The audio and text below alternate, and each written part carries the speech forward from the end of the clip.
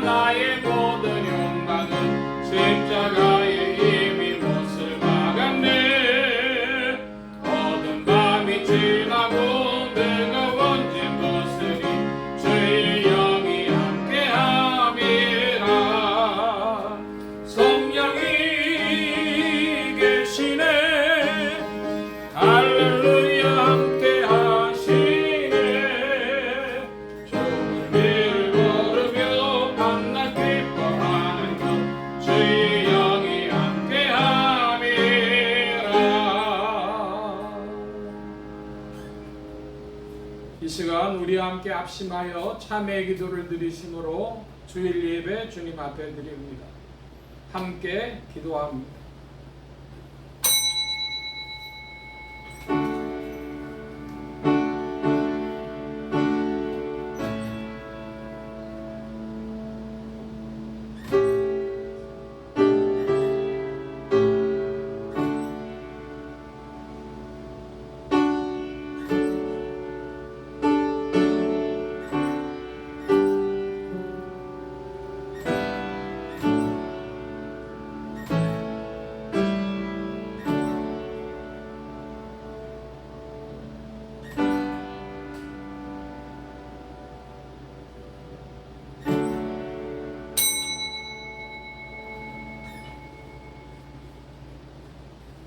나의 영혼아 잠잠히 하나님만 바라라. 대저 나의 소망이 저로조차 나는도다. 오직 저만 나의 반석이시요 나의 구원이시요 나의 산성이시니 내가 요동치 아니하리로다. 나의 구원과 영광이 하나님께 있으며 내 힘의 반석과 피난처도 하나님께 있도다. 백성들아 시시로 저를 의지하고 그 앞에 마음을 토하라. 하나님은 우리의 피난처시로다. 아멘. 긍휼이 풍성하신 아버지 하나님, 저희들이 주님 앞에 나왔습니다. 나올 때마다 감사하며 찬송과 영광을 주께 돌립니다. 받은 은혜를 생각하면 감사 찬송뿐이오나 나 자신의 모습과 한 주일 동안의 생활을 돌아보며 그 밝은 빛 앞에 비추어 볼 때에 부끄러움과 죄송스러운 마음으로 참회의 기도를 드리옵나이다. 거듭거듭 참회의 기도를 드려야 하는 저의 모습을 긍휼히 여기시고 불쌍히 여기시며 이 모든 허물과 나약함과 어리석음과 불신앙에서 저희를 건져주시기를 기도하옵나이다. 주님께서는 많은 시간을 주셨지만은 헛되이 보냈고 많은 물질을 선한 일 할 기회를 주셨지만은 선한 일보다 악한 일에 주의 뜻을 위한 일보다는 세상 일에 사용했고 이제 기회를 놓친 지금에 와서 후회도 많고 뉘우침도 많습니다. 주여 불쌍히 여겨주시옵소서. 지혜도 주셨고 총명도 주셨고 건강도 주신 날에 부지런하고 성실하게 행하지 못한 후회와 뉘우침을 가지고 주님 앞에 기도하오니 주님 게으르고 나태했던 지난 날을 용서해 주시기를 기도하옵나이다. 모든 잘못의 원인이 저희에게 있건만 남에게 돌리며 남을 탓하며 하나님까지 원망하며 불평과 불만 그리고 나 자신 스스로도 저주하며 하나님 앞에 욕되게 했던 일들을 자복하오니 불쌍히 여겨주시옵소서. 이 모든 악과 허물과 교만과 이기적이고 자기중심적인 생각을 이 시간 자복하오니 용서하시고 이 모든 죄에서 건지시며 하나님의 자녀로 주님의 뜻에 합당한 깨끗한 심령으로 주 앞에 성실히 행할 수 있는 오늘과 내일이 되게 하여 주옵소서. 지금은 하나님과 나만이 아는 죄를 생각하며 묵묵히 참회의 기도를 계속합니다.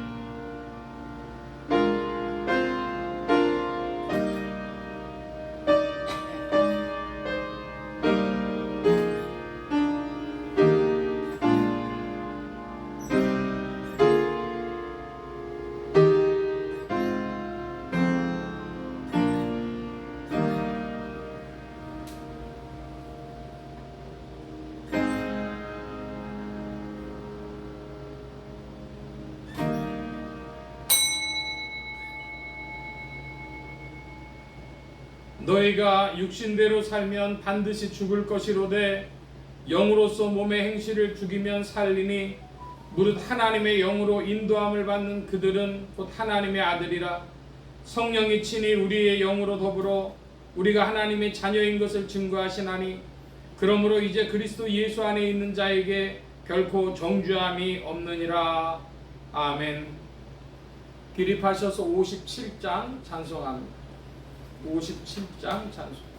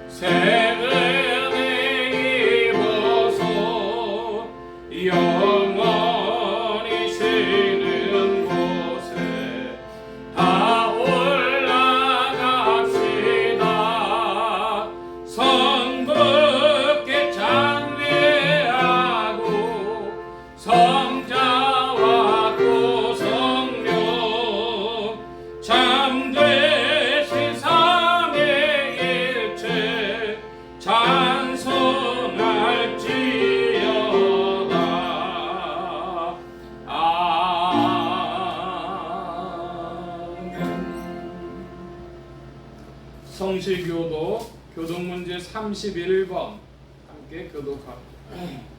교동문 31번.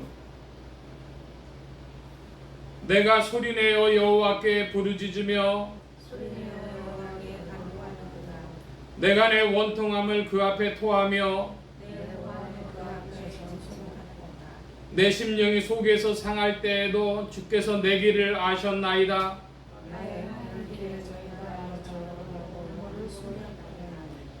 내 우편을 살펴보소서. 나를 아는 자도 없고 피난처도 없고 여호와여 내가 주께 부르짖어 말하기를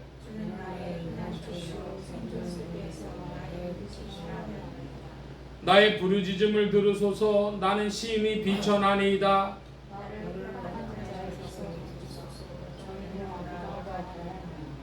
내 영혼을 옥에서 이끌어내사 주의 이름을 감사케 하소서. 아멘. 사도신경으로 우리의 신앙을 고백합니다. 전능하사 천지를 만드신 하나님 아버지를 내가 믿사오며 그 외아들 우리 주 예수 그리스도를 믿사오니 이는 성령으로 잉태하사 동정녀 마리아에게 낳으시고 본디오 빌라도에게 고난을 받으사 십자가에 못 박혀 죽으시고 장사한 지 사흘 만에 죽은 자 가운데서 다시 살아나시며 하늘에 오르사 전능하신 하나님 우편에 앉아 계시다가 저리로서 산자와 죽은 자를 심판하러 오시리라. 성령을 믿사오며 거룩한 공회와 성도가 서로 교통하는 것과 죄를 사해 주시는 것과 몸이 다시 사는 것과 영원히 사는 것을 믿사옵나이다. 아멘. 작성하시겠습니다. 16장 찬송합니다. 16장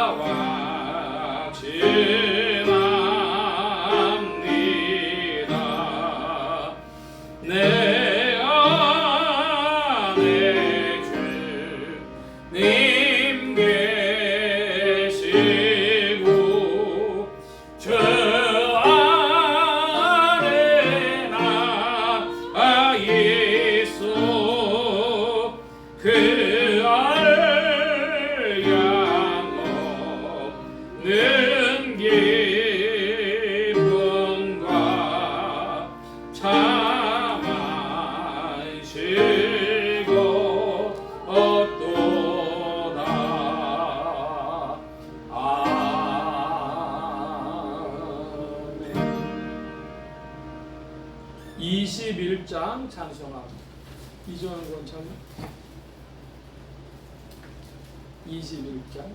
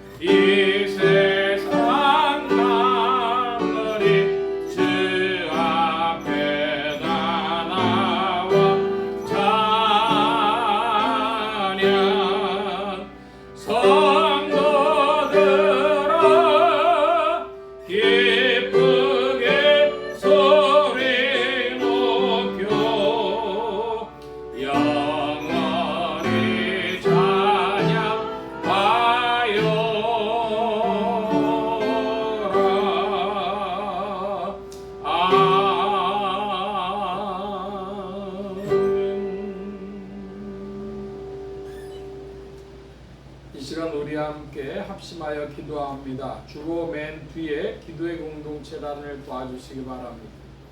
동북아시아 선교를 위하여 기도합니다. 중국, 몽골, 러시아 이런 곳을 위해서, 특별히 러시아는 동부 러시아를 위해 기도해 주시기 바랍니다. 블라디보스톡, 하바롭스키 이런 곳에 나가 계신 선교사님들이 많이 계신 줄 압니다. 이곳에서 복음의 운동이 일어나도록, 나라의 평화와 안정과 성장이 있도록 합심하여 기도합니다. 지역 복음화를 위해 기도하는 중에 서울 중북부 지역 중 동대문구 중구, 상계동 지역 교회들이 일어나 복음 전하며 영혼들을 추수하도록 예수 소망교회 이 지역을 붙여주시도록, 예수 소망교회 성도들의 신앙 성장과 합심 기도 제목을 위하여 기도합니다. 오늘은 8월의 첫째 주일이 되어져서요, 성결과 순종과 섬김을 익혀나가는 우리 성도님들 되게 해달라고 부족한 종 위에 기도해 주시기 바랍니다. 성령의 통치 아래 영육간의 강건함과 말씀의 충만함을 얻도록 모든 성대와 발성기관에 복을 주셔서 힘있게 유익하게 주의 말씀 증거할 수 있도록 우리 함께 합심하여 기도합니다. 각자 기도하시겠습니다.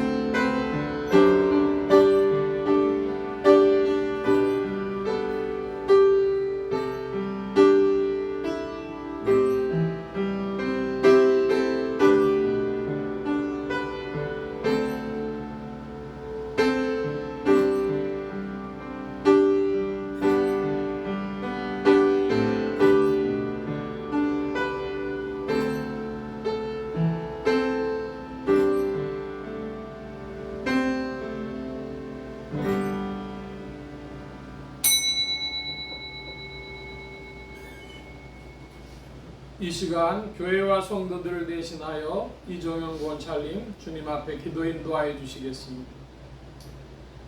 할렐루야. 우리 주 이름을 찬양합니다. 주먹고 감사하신 아버지 하나님, 오늘도 귀한 복된 날 허락하여 주시옵시고 아버지라 부르는 귀한 자녀된 권세로 주님 또한 죄전으로 발걸음 옮길 수 있도록 허락하시는 일을 감사드립니다. 아멘. 네, 주님 또한 무더위에도 지난 한 주간 저희들 또한 눈동자처럼 보호하여 주시옵시고 안전함으로 주님 또한 허락하여 주시옵시고 저희들 나가서 아버지 불평불만과 아버지 어려움 속에 살고 있었사오나 주님 또한 주님 도와주시고 이끄시사 성령님 도우심을 따라 이때까지 이끄시고 인도하심을 감사드립니다. 아멘. 네, 주님 함께해 주셔서 이 시간 저희들 또한 중보기도로 주님 앞에 기도드리오니 주여 동행하여 주시옵시고 이끌어 주시옵소서. 특별히 이 땅의 아버지 하나님 또한 대통령을 위시한 의정자들 기억하여 주시옵시고 어려운 가운데 지혜와 명설로 아버지 하나님 또한 이 나라의 민족을 위하여 귀한 아버지 일들 이루어 나갈 수 있는 아버지 또한 지혜와 명설 허락하여 주시옵소서. 특별히 무더위 아버지 하나님 또한 한복판에 있습니다. 밖에서 일하는 이들과 무더위 속에서 어려움 겪는 이들 주님 또한 힘주시사 주님 또한 강건함으로 붙들어 주시옵소서. 은혜 주님 또한 세계 평화와 안정을 위하여 기도드립니다.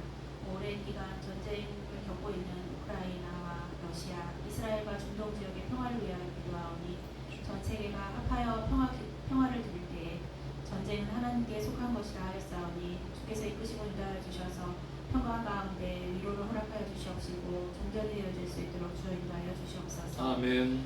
특별히 아버지 하나님 또한 예수 성령께 기억하여 주시옵시고 주님 안에 아버지 감사하는 성도, 기도하는 성도, 전도하는 성도의 상들로 이끌어 주실 때에 영의 강건함으로 성령 충만함으로 이끌어 주시옵시고 성령님 도우시사 하나님과 함께하는 임마누엘의 아버지 하나님 또한 주의 종들 되어질 수 있도록 주여 인도하여 주시옵소서. 아멘. 특별히 세계 선교를 위하여 기도드립니다. 동북아시아 선교회, 중국, 몽골, 러시아에서 선교하시는 선교 사역들 기억하여 주시옵시고 위하여 기도하는 아버지 하나님 또한 국내 교회들 위하여 함께하여 주실 때에 물질로 기도로 아버지 하나님 또한 하나님 나라가 확정되어질 수 있는 기도의 전도자들 되어질 수 있도록 주여 인도하여 주시옵소서. 아멘. 은혜의 주님 함께해 주셔서 예수 소망교회 성도들의 순환 성장과 합심 기도를 제목을 위해서 기도드립니다.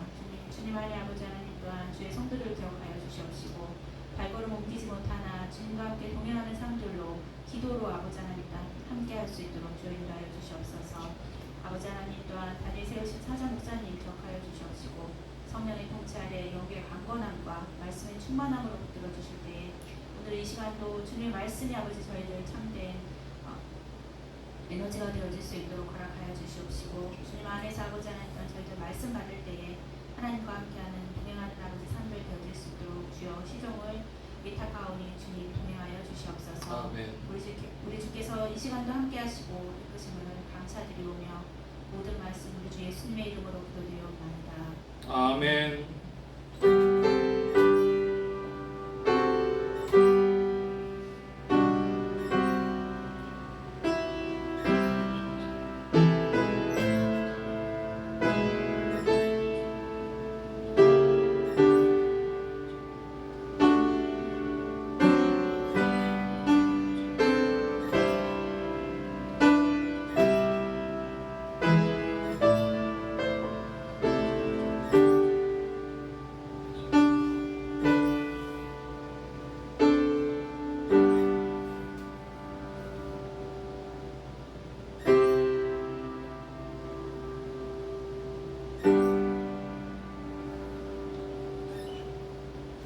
오늘 우리에게 주신 하나님의 말씀 요한계시록 11장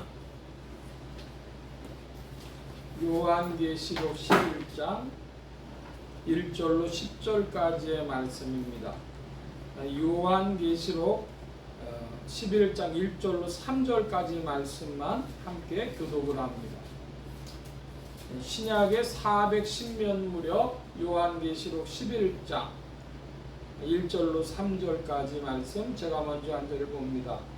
또 내가 지팡이 같은 갈대를 주며 말하기를 일어나서 하나님의 성전과 제단과 그 안에서 경배하는 자들을 청량하되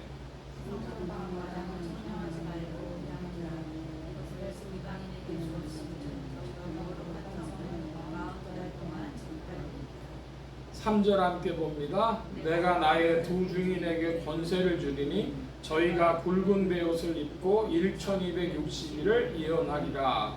아멘. 찬송 409장 찬송합니다. 409장.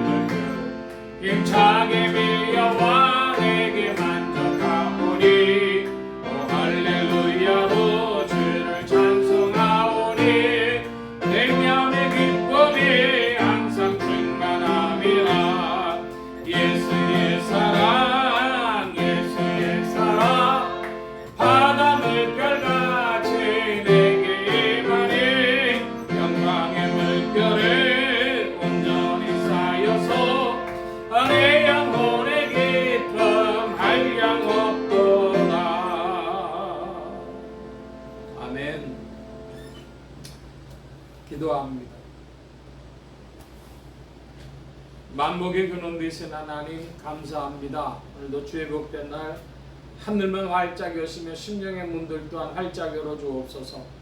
열린 문을 따라 주의 말씀이 심령들 중에 찾아가 영혼을 밝히는 빛이요 인생에 나아갈 바른 종로요 영혼을 위한 참된 양식이 되게 하여 주옵소서. 부족한 것 십자가 뒤로 감춰주시며 성령의 두루마기로 입혀주옵소서. 말하는 이까 듣는 게 복 주신 바라오며 의지하올 때 예수 그리스도의 이름으로 기도하옵나이다. 아멘. 할렐루야. 그리스도의 풍성하신 은혜와 사랑이 여러분 심령과 생활 중에 두루 왕성히 운행하시기를 바랍니다. 오늘 이 아침에는 요한계시록 11장 1절로 10절까지의 말씀을 가지고 요한계시록 강의 30번째 시간 두 증인 첫 번째 시간을 가지려고 합니다. 하나님의 권능으로 죽음에서 부활하신 예수 그리스도는 죄와 죽음과 저주 가운데 있는 인생들에게 의와 생명과 만복의 근원이 되셨습니다. 이 예수 그리스도를 세상의 구주요 나의 주님이요 만유의 주제로 마음에 모시어 영접하는 자에게 성령님께서 내주동행 역사하셔서 그리스도를 섬기며 따르며 순종하는 자들에게 의와 생명과 축복이 실제가 되게 하십니다. 이 예수 그리스도 안에서 하나님의 명령을 따라 청량하는 것과 청량치 않는 것으로 나누어집니다. 또한 하나님은 두 증인을 세우시는 바 두 증인의 입에는 불이 있고 권세가 있습니다. 두 증인은 무저갱에서 올라오는 짐승에게 죽임을 당하며 그 시체는 영적으로 소돔, 애굽 주께서 십자가에 못 박히신 곳에 있었습니다. 오늘 말씀의 중점입니다. 우리가 8월의 첫째 주일이 되어져서요, 예수소망교회 비전을 늘 살펴보는 중에 오늘은 우리 교회 비전 중에서 붉은 글자로 되어 있는 거 가로는 빼놓고 우리가 이런 교회가 되길 원합니다. 붉은 글자만 좀 읽어보겠습니다. 거룩한 사랑의 체험이 있는 교회, 거룩한 믿음의 역사가 있는 교회, 거룩한 기쁨의 전파가 있는 교회, 거룩한 헌신과 축복이 있는 교회, 거룩한 기다림과 승리가 있는 교회. 예. 여기 보면 거룩한 기쁨의 전파가 있는 교회라 그랬는데요. 그 복음을 전하는 것입니다. 복음을 전하는데 복음을 가진 자의 마음 속에 기쁨이 있어야 되겠고, 전도하고 선교하는 일에 우리가 힘을 쓰는데 나한테 있는 기쁨으로 그리스도를 나타내는 여러분들 되시기를 바랍니다. 그리스도가 나에게 기쁨이 있다면 그래서 그 기쁨을 이야기할 수 있을 것입니다. 기쁨의 전파가 있는 교회입니다. 이제 지난주의 말씀을 좀 잠시 살펴보고 오늘 말씀을 살펴보려고 하는데, 지난주의 말씀은 제목이 하나님의 비밀이었습니다. 요한계시록 10장 5절로 11절 말씀을 가지고 하나님의 비밀에 대하여 살펴봤는데, 한마디로 하나님의 비밀이 뭐냐? 하나님의 비밀은 그리스도입니다. 그러면 그리스도는 뭐냐? 그리스도의 비밀은 교회입니다. 그러면 교회의 비밀은 뭐냐? 그러면 교회의 비밀은 복음입니다. 그래서 이 복음을 살아가는 교회와 성도들이냐, 복음을 살아가지 않는 교회와 성도들이냐, 이걸 보고 좀 또 풀어서 말씀드리면, 복음을 실행하는 새 예루살렘인 교회와 성도들이 있고, 복음 아닌 세상에 이끌려가는 음녀인 가짜 교회 바벨론이 있다, 이것이죠. 그래서 새 예루살렘이냐 음녀 바벨론이냐, 이것이 그리스도의 교회의 비밀이기도 하고 복음의 비밀이기도 하겠습니다. 그런 말씀들을 지난주에 좀 살펴보았습니다.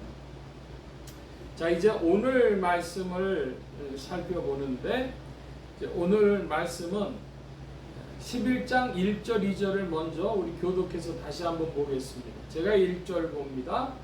또 내게 지팡이 같은 갈대를 주며 말하기를, 일어나서 하나님의 성전과 제단과 그 안에 경배하는 자들을 청량하되,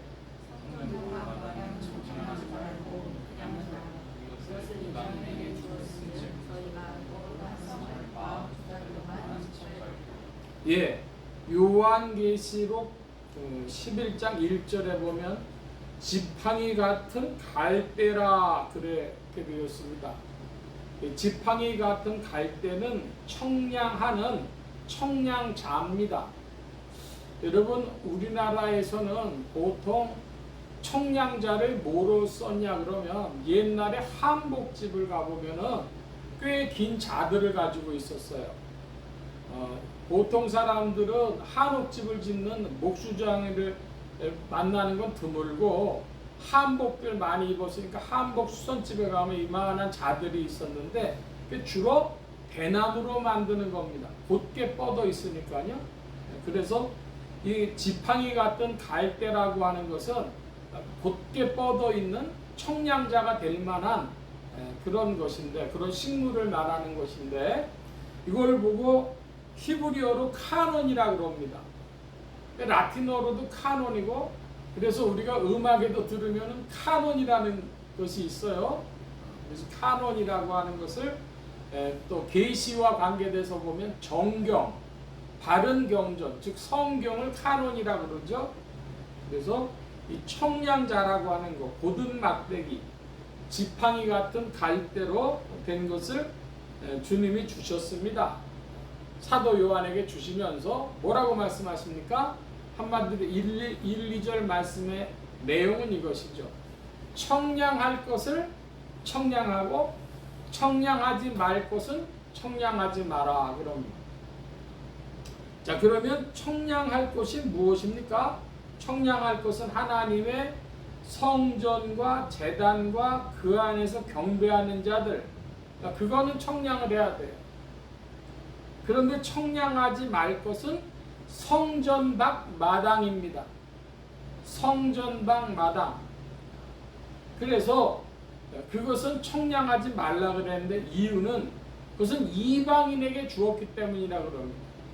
그러니까 이스라엘 사람들이 제사를 드리려 예루살렘 성전으로 가려고 하면 성전 밖 마당을 거쳐서 성전 안으로 들어오죠. 그러니까 집집마다 옛날에 단독주택일 때는 다 마당이 있었잖아요.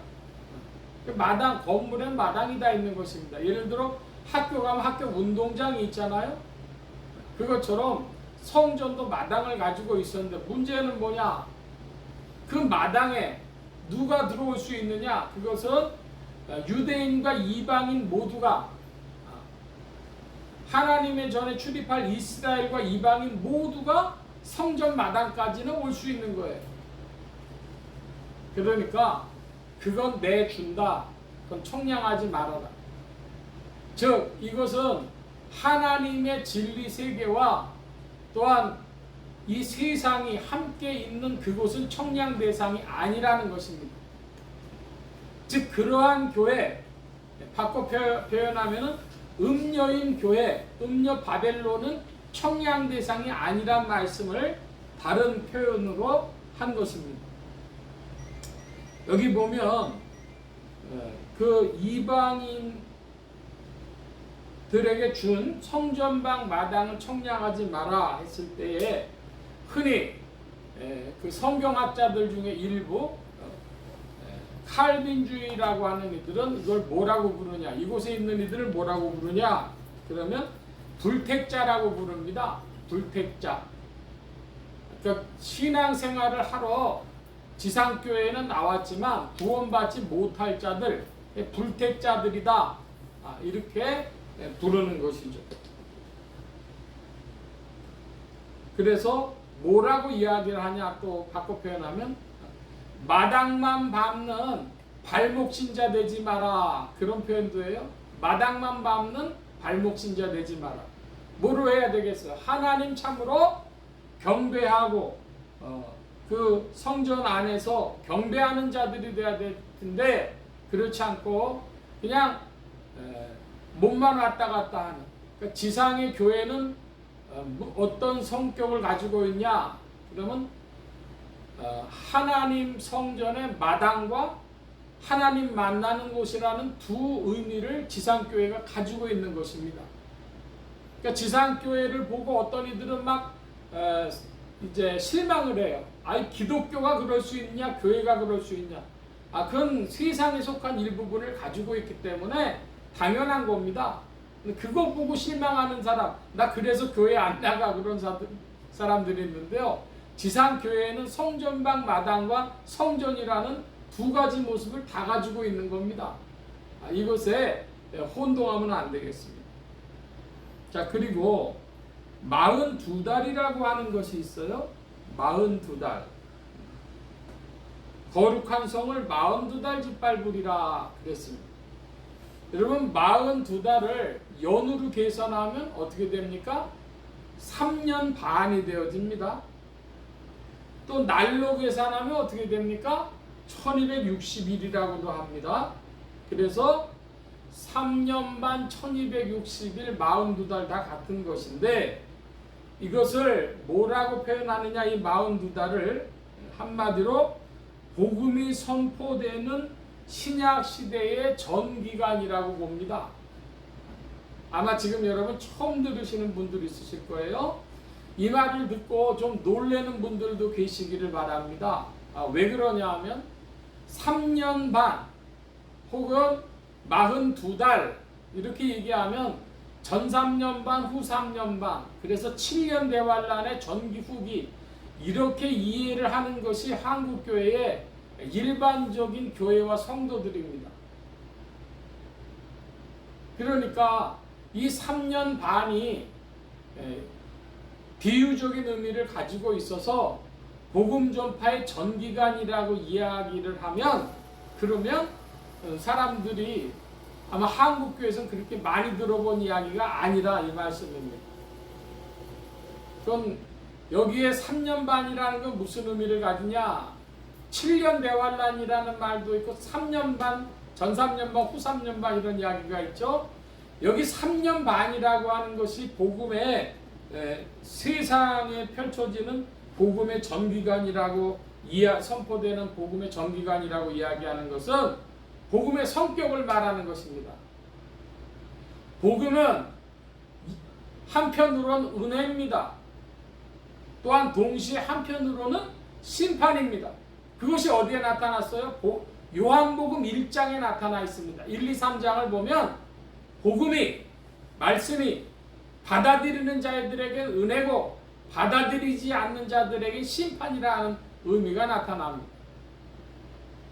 그래서 이 복음을 받아들이지 않는 이들에게도 성전방 마당에도 이렇게 복음이 선포되어지는 전기간을 3년 반이라 부르는 것이고, 그럼 7년이란 뭐냐? 7년이 비유라는 말씀 여러 번 드렸는데, 오늘날도 많은 사람들이 7년 대환란이 언제 시작하느냐를 이야기해요.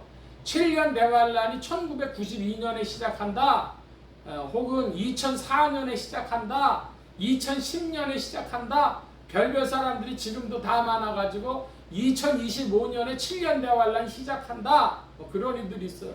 그런데 7년 대환란이란 무엇이냐? 그럼 하나님의 심판이 펼쳐지는 전기간을 말하는 것입니다. 그럼 모두 또 비유가 되겠어요? 천년왕국도 비유가 되는 것입니다.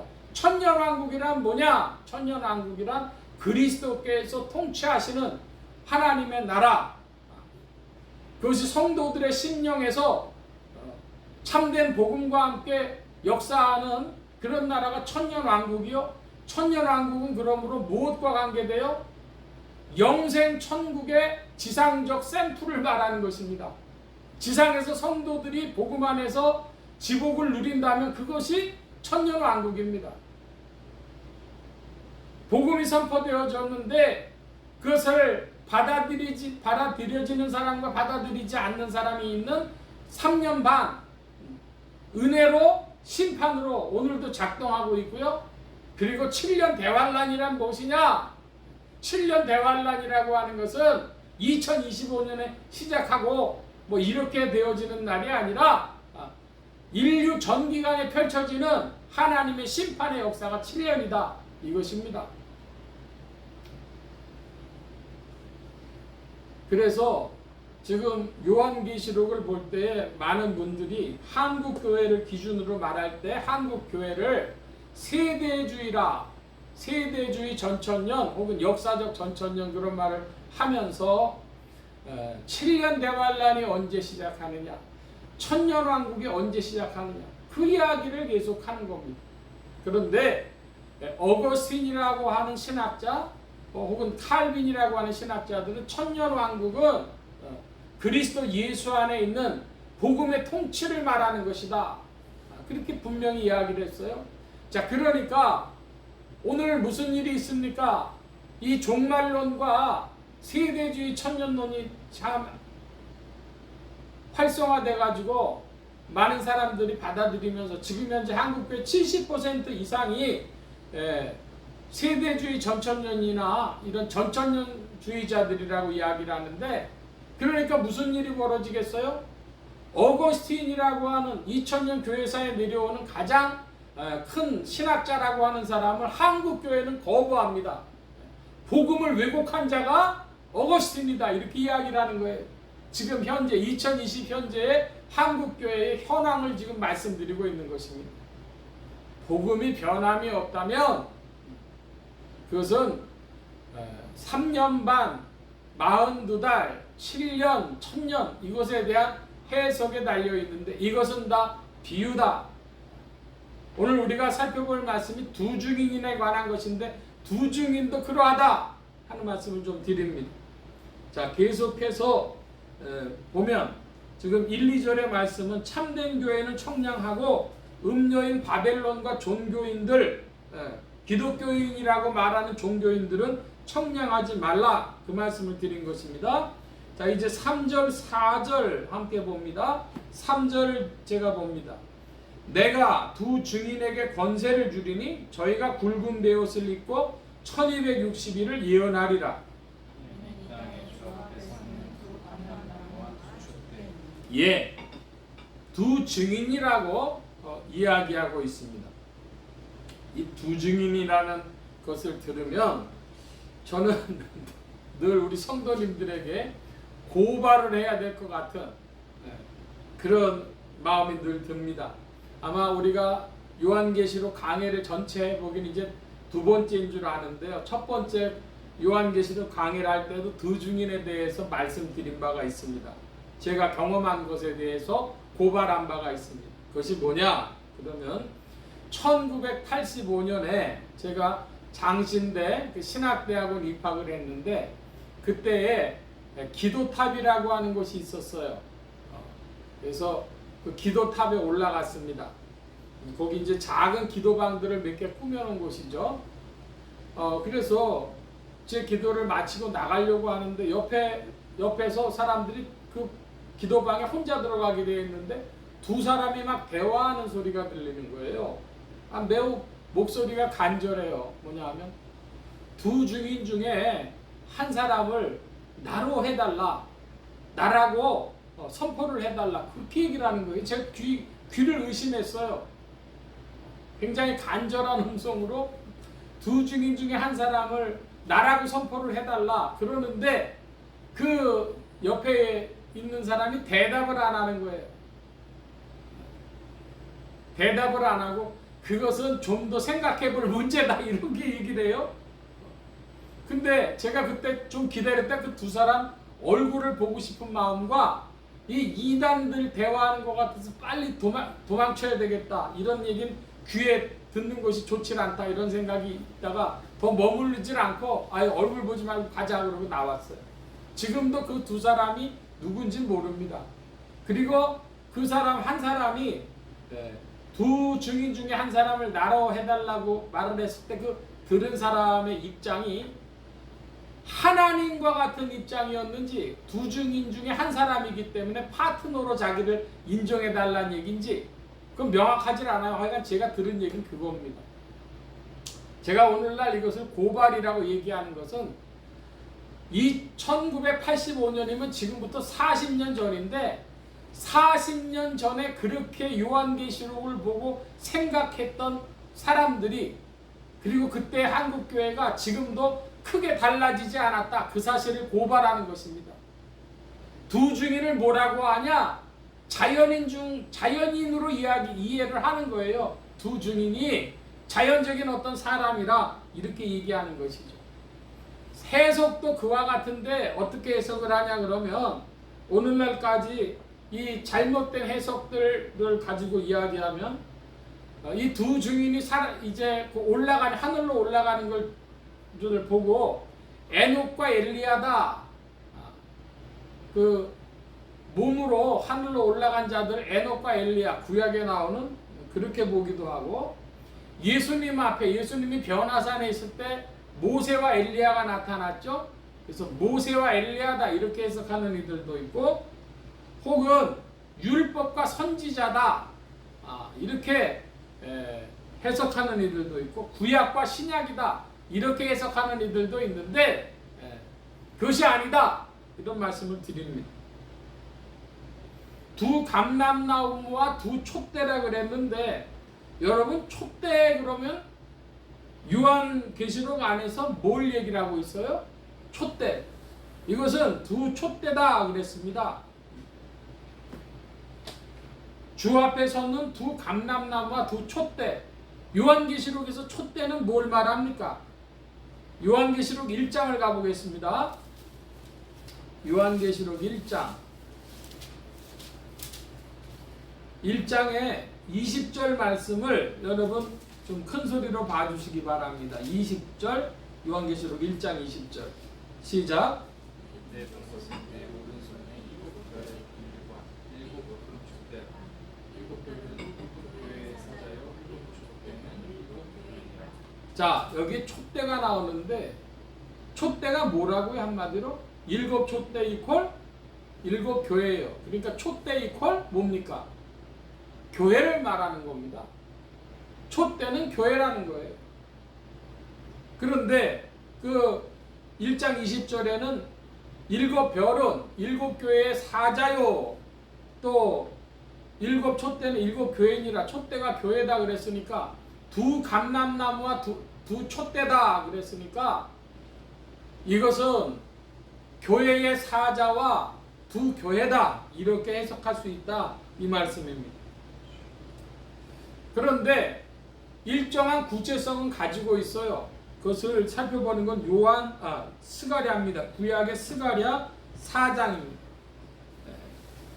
구약 1316면, 구약의 1316면 요한계시록은 표시를 해놔주시고 스가랴 4장 14절 말씀입니다. 우리가 11절부터 교독을 해볼까요? 스가랴 4장 11절부터 14절, 제가 11절 봅니다. 내가 그에게 물어 가로되 등대 좌우의 두 감람나무는 무슨 뜻이니까 하고 그에게 물어보되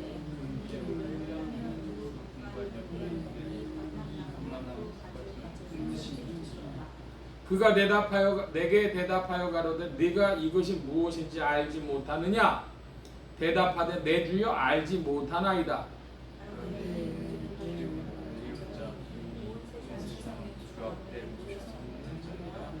아멘. 기름 발리운 사람 둘을 말한다 그래요. 이 스가랴서에서는 더 말씀을 드리면은 스가랴서에서는 스룹바벨과 대제사장 여호수아라는 사람들이 바벨론 포로 후에 성전 재건을 합니다. 그때 지도자 두 사람이 스룹바벨과 대제사장 여호수아였습니다. 이 둘을 가지고 두 감람나무다, 기름에 발리운 자들이다 이렇게 이야기를 합니다. 자, 그러면 요한계시록 11장으로 가서 두 감람나무와 두 촛대라는 것은 무엇이냐? 그러면 첫째로 두 교회와 두 교회의 사자들이다 이렇게 말씀드리겠습니다. 두 교회부터 풀어야 될 텐데 여러분 요한계시록에서 두 교회, 하나님의 칭찬을 받을 만한 두 교회가 무엇입니까? 요한계시록 2, 3장에 보면 칭찬받은 두 교회가 나와요. 어느 교회와 어느 교회죠? 서머나 교회와 빌라델비아 교회 두 교회입니다. 즉 서머나 교회와 빌라델비아 교회, 서머나 교회의 사자와 빌라델비아 교회의 사자 이렇게 말씀드릴 수 있다 이것입니다.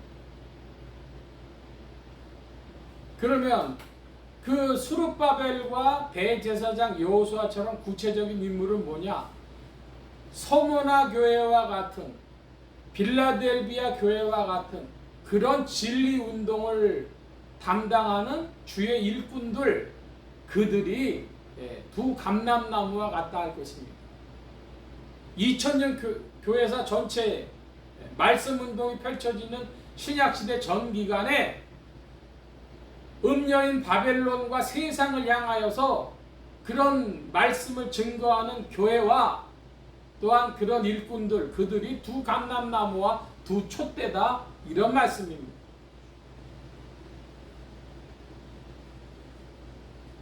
그러니까 어떤 자연인을 얘기하는 것이 아니라 바른 말씀 운동을 펼치는 하나님 앞에 서 있는 그런 교회와 또한 일꾼들 그들을 말하는 것이다. 자, 그러면 이것이 이제 그러한 것인 증거들이 나타나는데요. 5절의 말씀을 요한계시록 11장 5절의 말씀을 여러분들 봐주시기 바랍니다. 5절 시작.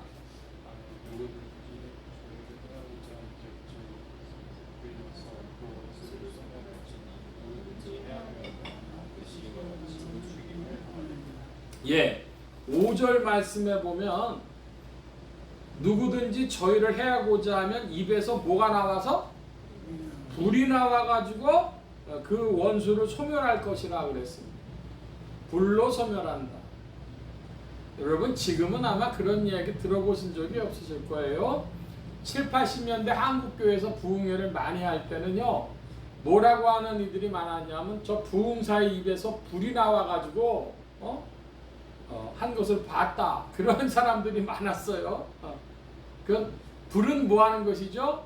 불은 소멸하고 정결케 하는 역사를 표현하는 것입니다.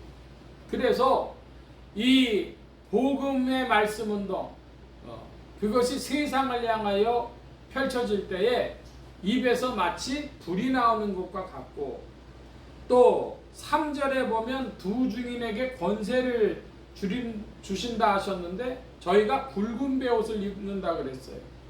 여러분 굵은 베옷이라고 하는 것은 뭘 말합니까? 굵은 베옷?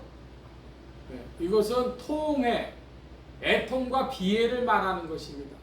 그러니까 이 지상의 교회와 세상이 잘못되어진 것 때문에 애통하는 그 마음을 나타내주고 있습니다.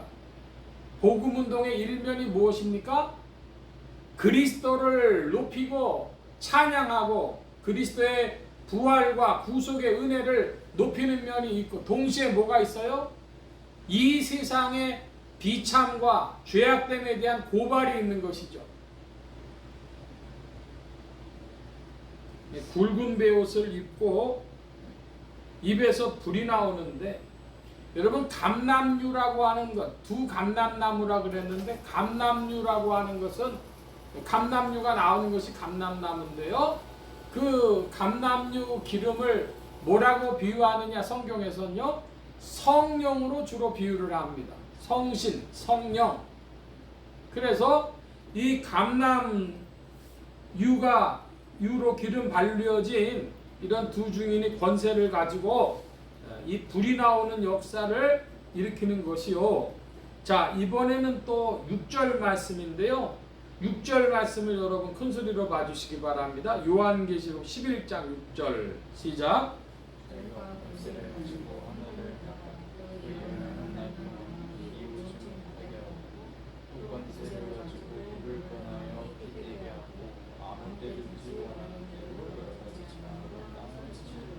자, 여러분이 6절 말씀을 볼 때 여러분이 성경을 좀 아는 분이라고 하면 어디 생각이 나요?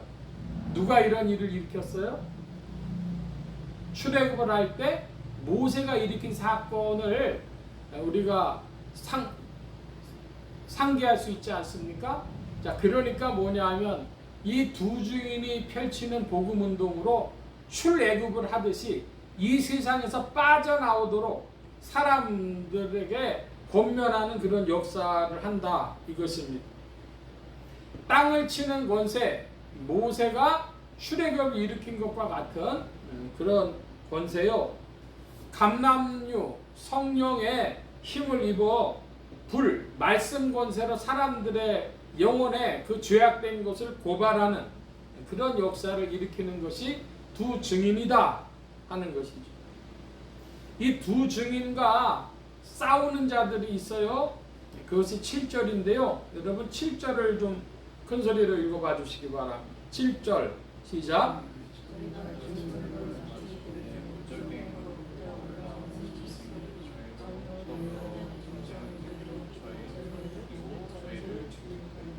예, 여기 보니까 이제 짐승이 나와요.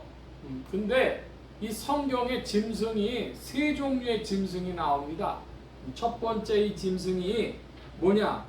어디로부터 올라온대요? 이 짐승이? 이 짐승이 어디에서 올라온답니까? 무저갱으로부터 올라오는 짐승이래요. 무저갱에서 올라온다. 무저갱이 뭐지요? 무저갱은 에피스. 그래가지고 그 바닥이 없는 굴갱자를 써서 무저, 바닥이 없는 굴이다. 누구 가둬 놓는 곳입니까? 귀신들 가둬 놓는, 타락한 천사들 가둬 놓는 곳인데 지옥에 다른 표현이기도 하죠. 그러니까 지옥에서 올라오는 짐승이다. 자, 이런 뜻인데, 그럼 또 다른 짐승이 어디 있냐? 그럼 13장을 한번 가봐 주시기 바랍니다. 요한계시록 13장.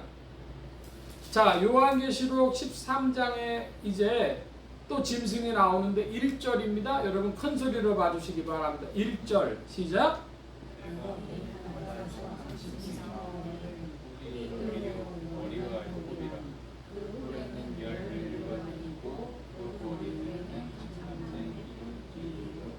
예, 13장의 1절에 무슨 짐승이 나와요? 바다에서 나오는 짐승입니다. 바다에서 나오는 짐승.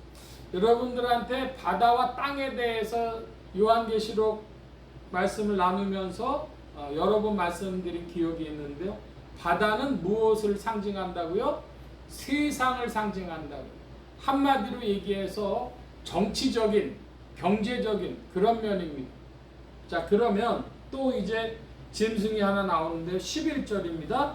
그럼 11절에 봐주시기 바랍니다. 요한계시록 13장 11절. 11절 좀 큰 소리로 읽어주세요. 시작.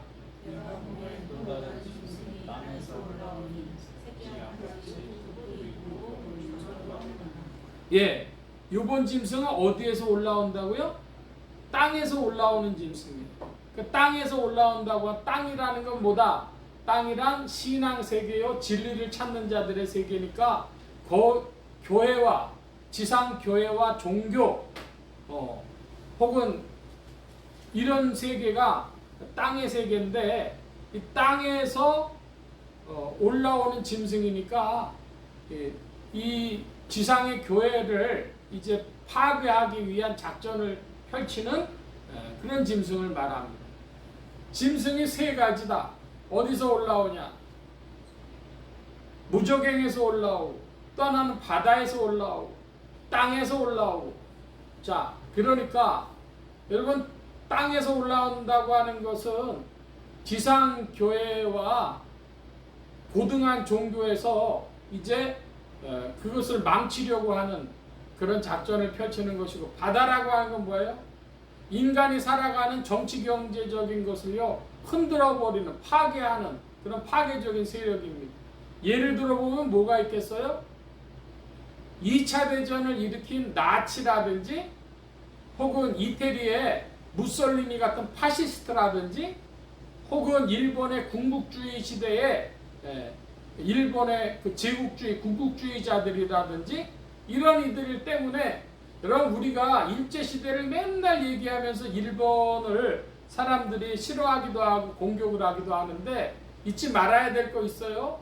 뭐냐면 일본 제국주의 시절에, 그 군국주의 시절에 일본 국민들도 고통을 당했다, 당하지 않았다. 그들도 참혹한 고통을 당했습니다. 전쟁에 다 끌려가고 하면서 그들도 참혹한 고통을 당했어요. 그러니까 이 바다에서 올라오는 짐승 때문에 이 지상에 있는 그 바다에 사는 사람들도, 그 자들도 고통을 당하는 거예요. 자, 그런데 여러분, 무저갱에서 올라오는 것이라고 했습니다. 한마디로 무저갱에서 올라오는 짐승이라는 건 지옥에서 올라오는 짐승인데, 지옥에서 올라오는 게 뭐가 있을까요? 자, 바로 그것이 인간의 도덕과 윤리의 문제입니다. 마음 깊은 곳에 문제입니다. 좀 예를 들어 보겠습니다. 한국을, 대한민국을 흔들어 놓은 그런 사건이 최근에도 하나 있었는데요. 뭐가 있었어요? 부모가 자식을 죽인 거예요. 아버지가 자식을 총으로 쏴서, 사제총으로 쏴서 죽였는데, 아니 그 생일 잔치를 하고 생일 잔치라고 잠깐 나갔다가 들어온다 그러면서 그랬다는 거죠. 여러분 그거 어떻게 생각하세요? 그건 정치의 문제도 아니고 종교의 문제도 아닙니다. 뭡니까? 지옥에서부터 올라오는 인간성의 공격을 당하고 고통을 당하는 모습을 표현하고 있습니다. 한마디로 얘기해서 양심이 화인 맞은 죄정상이 아닌 상태를 말하는 것이죠. 사람이 사람을 미워합니다. 뭐 부부지간에 싸우기도 하고 부모가 자식하고 싸우기도 하고 미워하기도 하지만 그 선을 훨씬 넘어갔죠. 해가 바뀌도록 미리 준비를 해가지고 조금 전까지만 하더라도 생일상을 받아 놓고는 와서 총으로 쐈다. 그건 마귀 역사 없이는 안 될 일이죠. 인간성을 상실해버린 상태가 아니고는 안 되는 것입니다. 그러니까 짐승이 어디서 나와요? 무적행에서 올라오는 짐승, 바다에서 올라오는 짐승, 또 땅에서 올라오는 짐승인데 바로 그 말씀을 이제 11장에 보면 다시 한번 살펴볼 시간이 있습니다. 곧 살펴볼 것인데요. 자, 그것이 바로 8절입니다. 11장 8절 여러분 큰 소리로 봐주시기 바랍니다. 11장 8절 시작. 시체가 환상기 구성은 영적으로는 소돔이라고 구하고 그들의 구원이 고초에서 십자가에 못 박히신 것이다. 예, 자 영적으로 한다 그랬어요. 이건 영적인 일인데요. 두 감람나무와 두 촛대인 이 두 증인이 죽습니다. 여기 7절에 보니까 무적행으로부터 올라오는 짐승이 전쟁을 일으켜서 저희를 이기고 저희를 죽일 터인즉 저희 시체가 큰 성길에 있으리니 그 성은 영적으로 하면 뭐라 그래요? 세 가지로 부르고 있어요. 소돔, 애굽, 주께서 십자가에 못 박히신 곳 그랬습니다. 자, 그러면 무엇을 이야기하느냐? 여러분 소돔이라고 하는 게 소돔과 고모라가 심판을 받았는데요. 소돔과 고모라의 문제는 뭐였어요? 예를 들어 거기서 동성애도 시작을 했고요. 하여간 인간의 자기 그 욕망 때문에 자연적이지 아니한 인간의 욕망에 휩싸인 것에 대한 심판을 받아요. 도덕적인 문제, 윤리적인 문제가 벌어지는 것이 바로 소돔입니다. 자기 마음대로 살아가는 인생들의 문제. 두 번째, 애굽은 뭘 이야기를 합니까?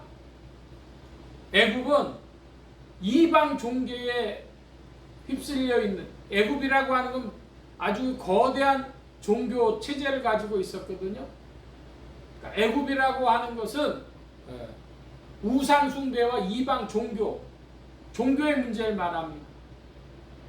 그런데 셋째로 주께서 십자가에 못 박히신 것은 어디입니까? 예루살렘 성문 밖에. 누구 때문에 못 박혔어요? 유대의 종교인들 때문에, 교리의 차이 때문에 못 박혔거든요. 그러니까 이 두 증인이 못 박히는 곳은 비도덕적인 일에 대하여, 종교의 부패에 대하여, 교리의 문제에 대하여 이야기할 때에 그들이 무적행에서 올라오는 짐승이 마귀의 역사를 통해 가지고 그들을 대항하고 죽인다 이것입니다. 물론 잠시 잠깐 그런 일이지만 그런 역사가 있는 이유가 바로 그것입니다. 어디라고요? 영적으로는 세 가지로 풀이하는데 그곳이 어디라고요? 소돔, 애굽, 주께서 십자가에 못 박히신 곳. 그 대상이 되는 곳을 8절에는 뭐라고 하냐면 그의 시체가 큰 성길에 있으리니, 큰 성길을 이렇게 세 가지로 부른다는 거예요. 큰 성길. 자, 여러분 큰 성이 어디입니까? 큰 성길? 바로 이것이 음녀인 바벨론을 얘기하는 것입니다. 큰 성 바벨론. 큰 성 바벨론이 뭐냐? 그것이 소돔이고 애굽이고 주께서 십자가에 못 박히신 곳. 그것이 큰 성 바벨론이다 이것입니다. 그러니까 이 두 증인이 어떤 자연인을 말하는 것이 아니에요. 오늘날 한국교회가 요한계시록을 볼 때 크게 실수하고 있는 건 뭡니까? 7년, 전 3년반, 후 3년반, 1000년 이걸 다 숫자적으로 이해하고 사람을 모르게 이야기해요. 그 자연인으로 이야기를 하니까 지금 이런 일이 벌어지는 겁니다. 그런데 사실은 이것은 영적인 것인데 뭐냐? 소돔이고 애굽이고 주께서 십자가에 못 박히신 것이고 큰 성길인데 큰 성은 뭐다? 요한계시록 안에서 큰 성은 음녀인 바벨론을 말하는 것이다. 그리스도를 진심으로 따르지 아니하는 거짓 교회, 성전방 마당에 있는 가짜 그리스도인들, 그걸 말하는 것이다. 자, 9절 10절입니다. 제가 9절 봅니다. 여러분 10절 봐주시기 바랍니다. 백성과 족속과 방언과 나라 중에서 사람들이 그 시체를 사흘 반 동안을 목도하며 무덤에 장사하지 못하게 하리라. 땅에 거하는 자들을 이렇게 함으로 땅에 거하는 자들이 저희의 죽음을 즐거워하고 기뻐하여 서로 예물을 드리리라. 예, 여기 보니까 9절에 사흘 반 동안이라는 단어가 나오죠. 사흘 반 동안을 이 마귀 권세로 말미암아 두 증인이 죽은 것 같아요. 죽임당한 것 같아요. 그런데 거기에 대한 반론이 11절에 나오죠. 사흘 반 후에 하나님께로부터 생기가 저희에게 들어가매, 그러니까 잠시 동안 복음운동이 잠시 동안 고통을 당하고 잠시 동안 복음운동이 끊어진 것 같고, 그래서 이 세상 사람들은 무엇을 합니까? 땅에 거하는 자들이 저희의 죽음을 즐거워하고 기뻐하며 서로 예물을 보내리라. 아이고, 이제 복음으로 말미암아 애통하고 고통하는, 그리고 이렇게 회개를 촉구하는 그런 복음, 그래서 소돔과 애굽과 주께서 십자가에 못 박히신 이곳을 고발하는 이런 복음을 전하는 운동들이 잠시 사라지는 것 같아요. 그러니까 사람들이 뭐하더라? 즐거워하더라. 어떤 자들이 10절에는 땅에 거하는 자들이, 그리고 9절에는 백성들과 족속과 방언과 나라 중의 사람들이, 이 땅에 거하는 자들이 그렇다는 거예요. 그러니까 지상교회에 어떤 자들이 있냐? 참된 복음이 전해지지 않으면 그걸 보고 즐거워하고, 아이고 이제는 그 양심을 찌르고 우리의 부도덕을 지적을 하고, 그리고 우상 숭배하는 일을 지적을 하고, 그 교리적인 차이 때문에 예수님을 죽이는 그런 이야기를 하는 그런 자들이 없어지니까 아이고 이제는 살만하다, 그런 얘기를 합니다. 제가 지난 주 중에 그런 이야기를 할 기회가 있었어요. 여러분, 지금 불교하고 부처님하고 관계가 있습니까? 제가 좀 너무 건너뛰었나요? 지금 불교는 부처님하고 거의 관계없다, 그런 이들의 주장들이 나와요.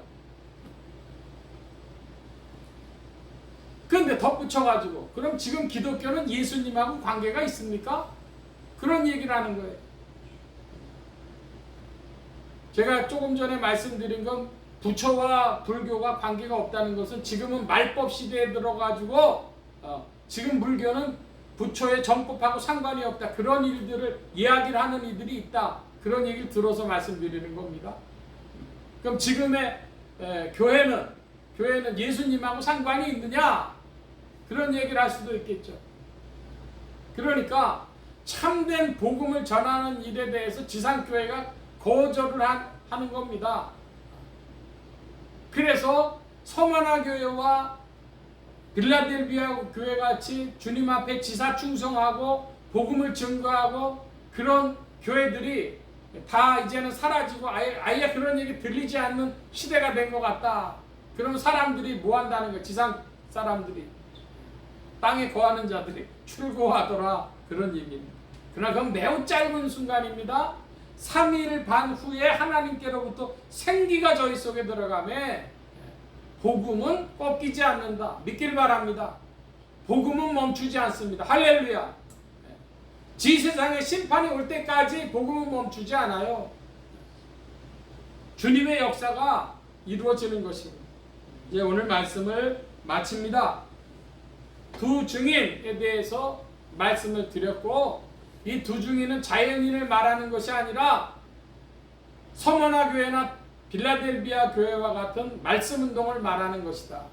그들이 죽임을 당한다. 무적행으로부터 올라오는 짐승에 의해, 즉 부도덕한 일입니다. 소돔입니다. 그 후에 바다에서도 짐승이 올라오고 땅에서 짐승이 올라오는데 무적행에서 올라오는 짐승이니까 소돔과 같은 그런 부도덕한 일을 벌이는 세상이 되어진다는 것이고, 교회가 그 일에 대해서 말 못할 것 같은 그런 시대가 있지만 그것은 잠시다. 기억하시기를 바랍니다. 두 증인의 입에서는 불이 나옵니다. 그래도 그 불에 비추음을 받는 이들은 오히려 난 것입니다. 죄악이 정화되어진 말씀 운동으로 인하여 죄악이 정화된 자들은 살 것입니다. 소돔과 애굽과 주께서 십자가에 못 박히신 곳, 그것은 큰 성길에 있다 그랬습니다. 큰 성이 뭐라고요? 요한계시록의 큰 성은 음녀 바벨론을 말하는 것입니다.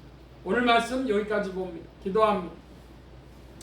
만복의 근원 되신 주님, 함께하여 주셔서 오늘도 그리스도의 말씀과 함께 전진하는 교회와 성도들 되게 하시고, 이 일에 동참하게 하심에 성령으로 말미암아 이끌림을 받고 주와 함께 전진케 하여 주옵소서.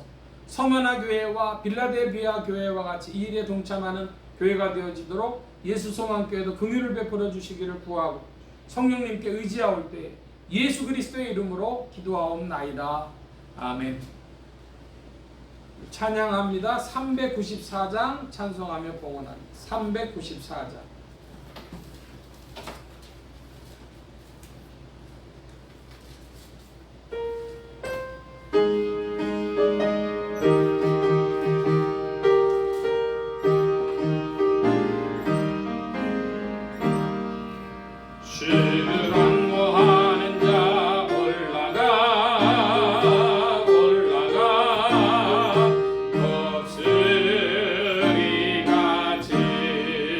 모든 싸움 이기고 근심 걱정 벗으러 올라가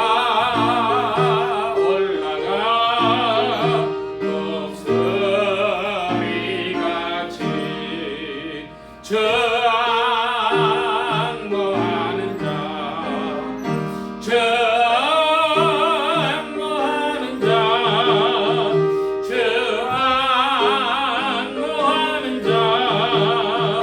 늘 강건하리라. 주들 항모하는 자 걸어가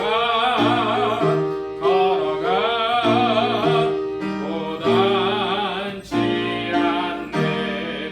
길을 잃은 양떼를 들어 찾아다니며 걸어가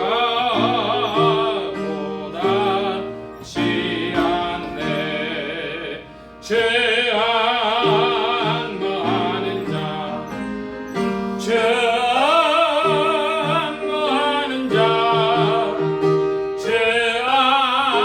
저항하는 자 늘 강건하리라. 죄를 항거하는 자 달려가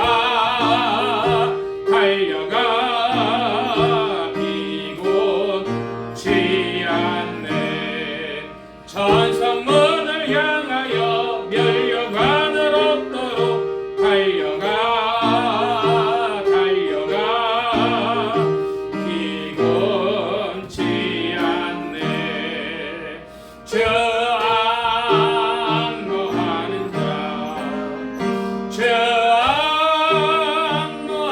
자 저항하는 자 늘 강건하리라.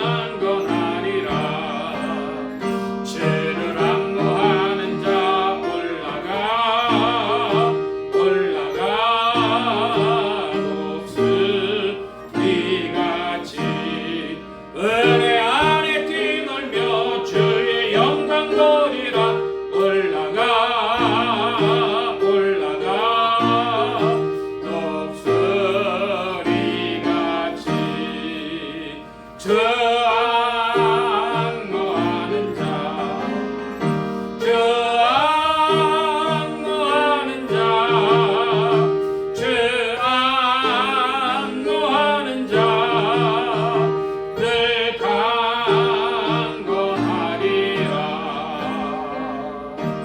아멘. 이 시간 우리 함께 합심하여 기도합니다. 각자 받으신 말씀 붙잡고 기도하시고 성령님 한 주간 인도하여 주옵소서 기도하시기 바랍니다. 소원 기도의 제목 있으신 분들, 아픈 곳 있으신 분들 가슴에 손 얹고 기도하시기 바랍니다. 말씀 받은 영혼들 위해 주의 손길 나타내 주시는 줄 믿습니다. 각자 기도합니다.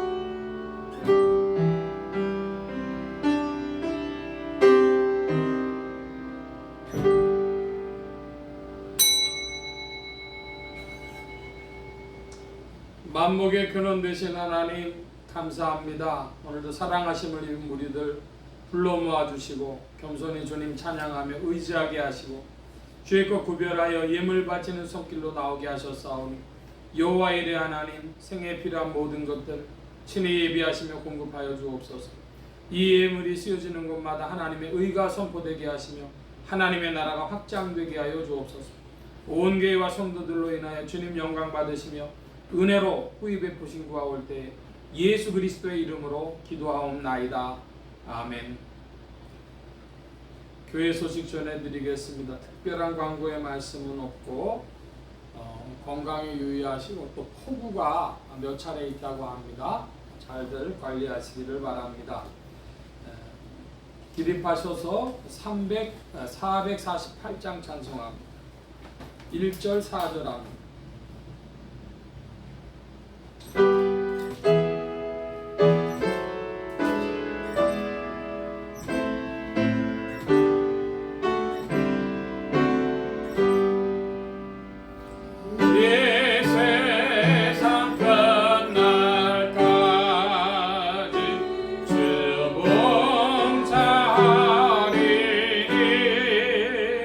내 친구들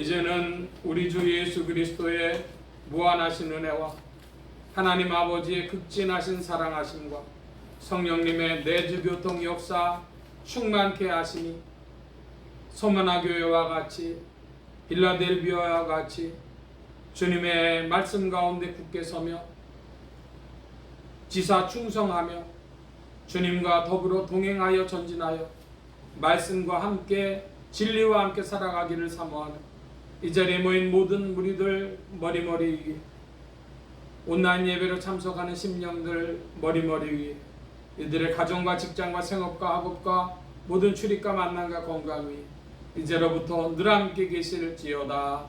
아멘.